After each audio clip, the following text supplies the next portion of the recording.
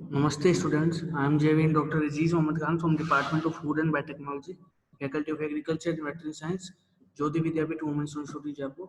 Today I am going to discuss about the topic food preservation by the dehydration process. So in previous video we have discussed about the food preservation using the freezing, drying, and in this video we are going to discuss about the food preservation using the dehydration method. What is the dehydration? Dehydration is the drying of the food material, means it is the application of heat under control condition so that the majority of water from the food can be evaporated, means it is the removal of water from the food so that the microorganism cannot affect the mm, food material and the food cannot be spoiled. So it is the purpose to dry the food material so that the water can be lost, water can be removed from the food and the food can be preserved. So that is the idea, and the main purpose of dehydration is to extend the shelf life of the food by reduction of water activity. Water activity is the concentration of water which is present in the food material. Okay, and the dehydration will inhibit microbial growth and enzyme activity, because if there is no water in the food material, the microorganism cannot get the nutrients from the food, so they cannot grow, make their colonies, and they cannot grow on the food material. uh, Drying causes the deterioration of both the eating quality and nutrition value of the food also.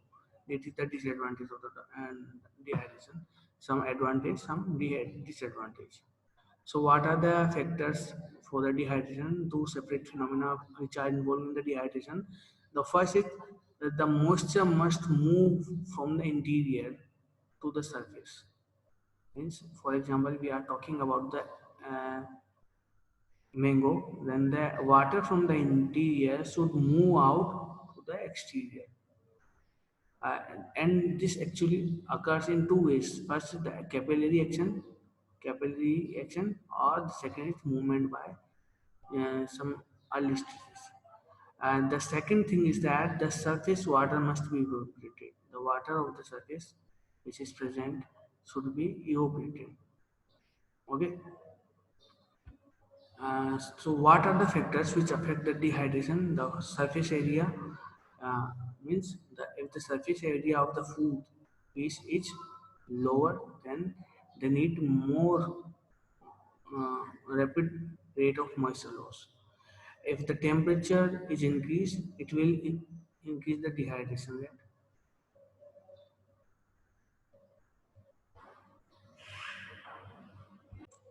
The next is air velocity. Maximize velocity of heated air moving around the food particles. Means what is the velocity of air? The dry air. The velocity of dry air is directly affecting the rate of dehydration. Humidity of drying air. The drier the air, the moisture it can absorb.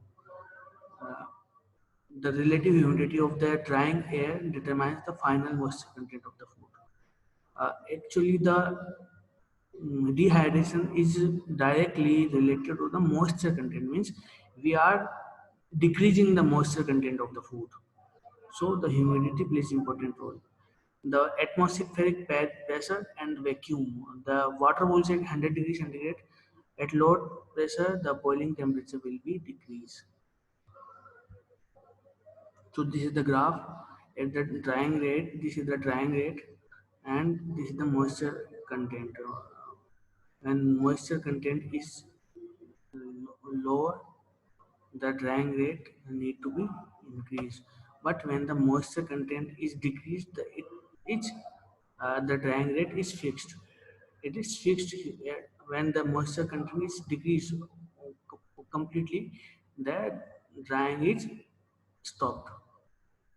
This is the water activity. Water activity means the presence of water in any food material is the water activity which is required for the growth of microorganisms.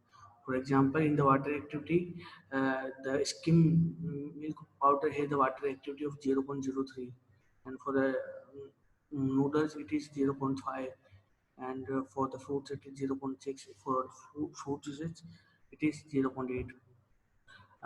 Changes during the dehydration include the first is cell gets shrink, means that this is the original cell, and after time the cell will get shrink due to loss of water.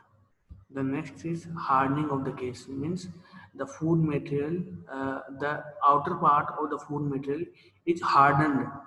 Outer part is hardened due to air, rapid drying. This is occurs due to the rapid drying. The examples include the sugar, hardening of the sugar. And the next is chemical changes. The chemical changes is the browning and flavor change due to the extreme high temperature.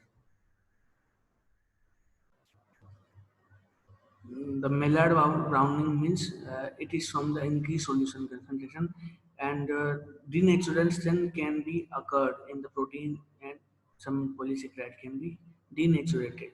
These are the chemical changes because they are internal parts of the food material.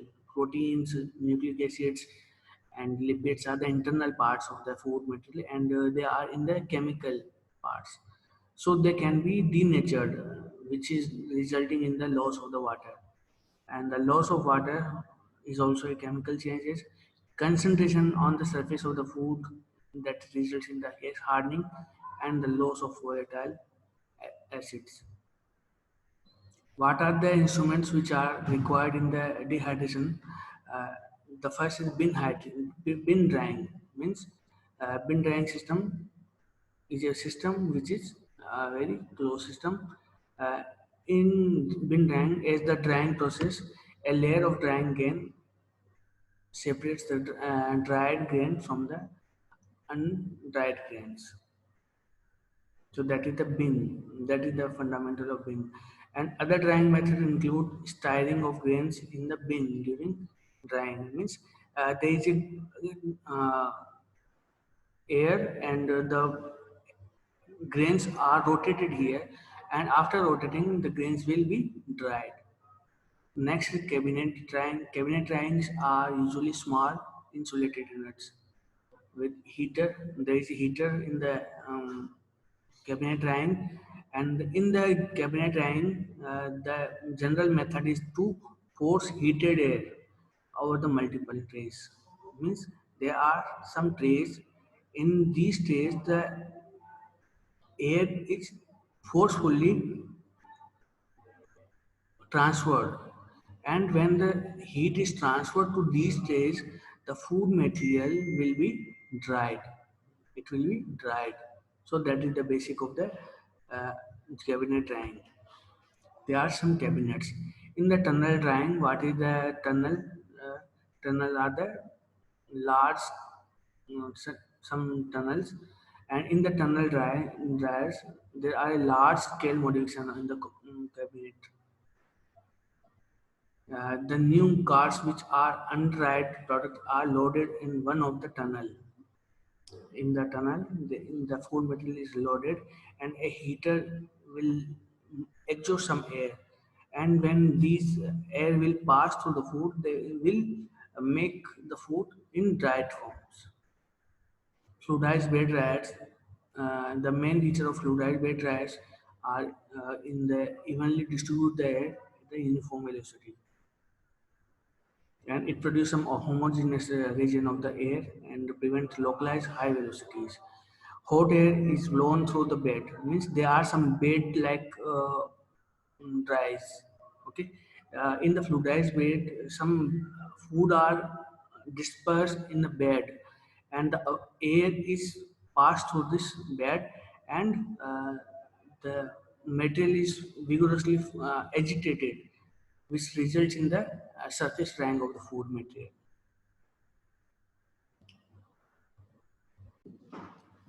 Next is spray drying. Spray drying is a very important because it is mostly used in dairy industry. We can take the example here, the food powder, sorry, the milk powder. Milk powder is dried. Milk is dried in the form of some powder, and the method which is used for the drying of the food which is used for the production of milk powder is spray drying. So spray drying is used to dry liquid products, mostly liquid products, for example milk. And the product to be dried is sprayed in the stream of the heated air. The two major operations of concern in spray drying are droplet atomization and powder collection. First, the milk in the droplet atomization. First, the milk is spray, dropped. Milk is dropped in the form of drops.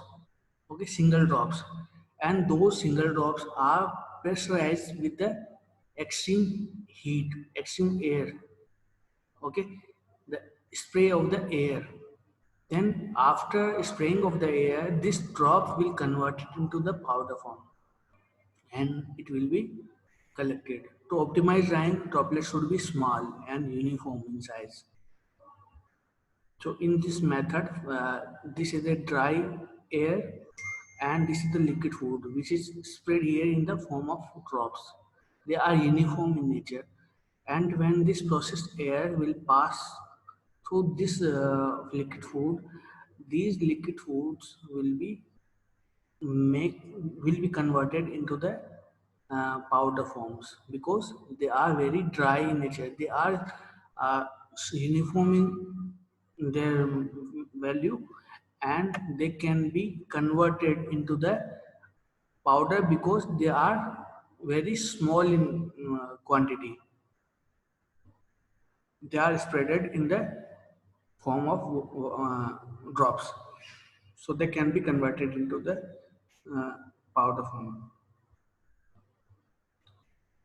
The next method is freeze drying.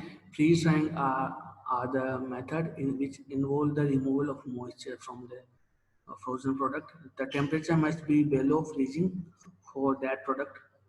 Means in the freezing drying, the food material is frozen. It is frozen for the removal of their water content. Okay, the vapor pressure is maintained here to permit moisture removal. So moisture is removed using the freezing. That is the formula of freeze drying. Freezer burner are sometimes seen in the frozen foods, and there can be some undesirable of food drying which are very low freeze dry. So our lecture is over here. Uh, like and comment on the comment box. If you have any query, you can ask me in the comment box. Thank you very much.